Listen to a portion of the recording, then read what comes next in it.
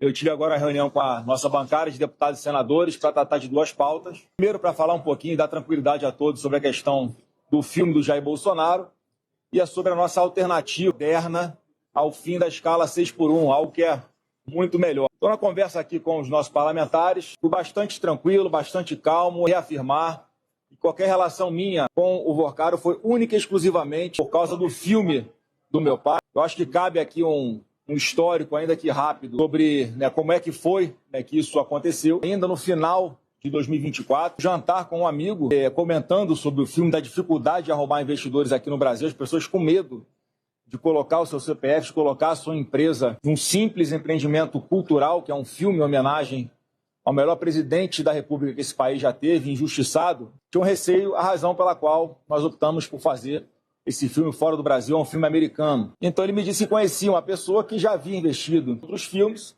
e me apresentou esse investidor, que é o Vorcaro, uma pessoa que na época, lá atrás, alguém que era uma pessoa que circulava em todas as rodas aqui em Brasília, ia a eventos com o ministro do Supremo, a alta roda de empresários, patrocinava eventos de várias emissoras de televisão, inclusive fora do Brasil. Portanto, a pessoa, naquela época, acima de qualquer suspeita. Bom, o tempo foi passando e chegou o momento em que ele parou de honrar as parcelas desse contrato, que existe o contrato entre a empresa que ele indicou como sendo a investidora, com o fundo, e em maio de 25 foi quando a última vez que ele honrou com os pagamentos. E mais uma vez, nesse meio tempo, como as pessoas que estavam envolvidas na produção do filme não conseguiam retorno, era quando eu tentava cobrar dele como se para ter alguma posição. Eu falava, se você não conseguir honrar, não tem problema, eu vou atrás de outros investidores. E ele me dizia sempre que ia honrar com um contrato integralmente. Aí no final de 2024, melhor, final de 2025, foi aquele áudio que todos aí ouviram, que eu peço uma luz para saber, uma palavra final sobre o que vai acontecer, porque o filme já estava num grande risco do filme ser encerrado, inclusive, seria uma grande catástrofe. E no dia seguinte ele foi preso. Nesse momento é que nós vimos ali que deu uma virada de chave, nós entendemos melhor que a situação era muito mais grave. Em função disso, trago aqui para vocês, eu falei lá dentro para os deputados, mas já vi que a imprensa já divulgou. Eu estive com ele mais uma vez após esse evento, quando ele passou a usar o monitoramento eletrônico, ele não podia sair da cidade de São Paulo. Eu fui sim ao encontro dele para botar um ponto final nessa história, dizer que se ele tivesse me avisado que a situação era grave como essa, eu já teria ido atrás de outro investidor há muito mais tempo e o filme não correria risco. Então foi uma grande dificuldade nesse momento arrumar outros investidores que pudessem concluir esse filme. E aí quando você começa a entender melhor a situação, foi a matéria no domingo, que saiu, se não me engano, não sei se foi no UOL ou no Poder 360, mostrando que o próprio presidente da República aconselhava o dono do Banco Master a não vender o seu banco para um outro banco, com a presença do Galípolo na reunião, que não era ainda o presidente do Banco Central, e o próprio presidente da República, Lula, dizendo para ele aguardar, porque ia trocar o presidente do Banco Central, dando a entender que com o Galípolo presente ali naquela sala, que seria o próximo presidente do Banco Central, as coisas se resolveriam. Quer dizer, em primeiro lugar, uma prova de que o Roberto Campos Neto não tinha absolutamente nada a ver com a tentativa de ajudar o Banco Master, pelo contrário, demonstra essa conversa que era um empecilho. Em segundo lugar, você vê o envolvimento, aí sim, o envolvimento do próprio presidente da República, o Lula, praticamente aconselhando o presidente do Banco Master. E é por essa razão, gente, que a gente tem insistido tanto que é mais urgente do que nunca a CPMI do Banco Master, sim, porque vai ser a única forma de separar bandido de inocente. Todo mundo está vendo. Até agora a esquerda não assinou, não tem assinatura de ninguém da esquerda, ninguém da base do governo, com coragem de assinar, porque a gente quer a verdade e, infelizmente, não está dando para contar 100% com a Polícia Federal, uma parte dela bastante aparelhada. Nós acabamos de ver um outro absurdo, que se fosse na época do presidente Bolsonaro, estava a imprensa inteira caindo de pau. O delegado que quebrou o sigilo do Lulinha na investigação do roubo do INSS é trocado na mão grande. Eu só não sei se ele foi ameaçado, isso é porque quis. Ele foi obrigado a sair de lá de alguma outra forma. Isso é um escândalo. Isso não pode ser admitido. Então, eu lamento que a PF tenha chegado nesse ponto de haver algumas pessoas que se submetem a fazer papel como esse. Então, a história, o único vínculo, reforcei com os parlamentares. Qualquer contato meu com esta pessoa, que é o Vorcaro, foi única e exclusivamente para tratar do filme do meu pai, que está ali faltando os últimos detalhes para ser concluído. Inclusive, eu tive a oportunidade de passar um trailer aqui na sala para os parlamentares. Acho que gostaram bastante do trailer de 2 minutos.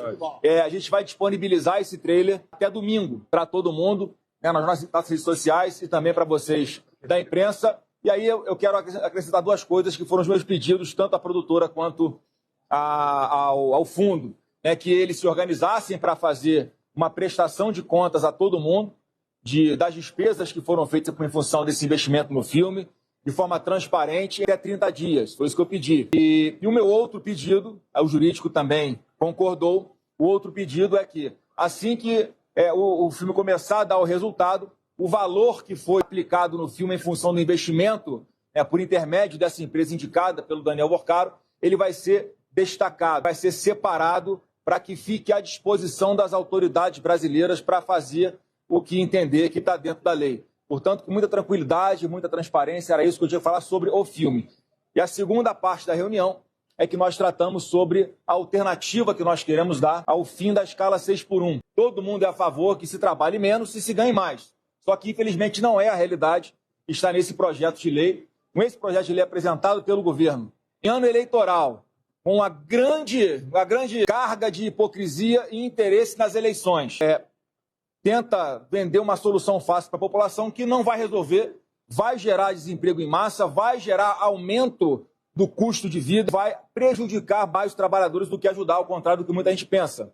É uma legislação atrasada, a CLT, de 1943, na época que não tinha internet, não tinha home office, não tinha aplicativos, de entrega, aplicativo de carro. Portanto, o Brasil avançou, o Brasil se atualizou e precisa de uma legislação muito mais moderna e que atenda à realidade do povo brasileiro. Portanto, foi passado aqui para a nossa bancada essa sugestão, essa alternativa, que seria, sim, o trabalho remunerado pelas horas de trabalho, com a garantia de todos os direitos trabalhistas. 13º, fundos de garantia, férias, todos os direitos trabalhistas garantidos, obviamente proporcionais às horas de trabalho. Assim, nós temos uma legislação adaptada à realidade nossa, com liberdade acima de tudo. O trabalhador é que vai poder escolher a jornada que quiser.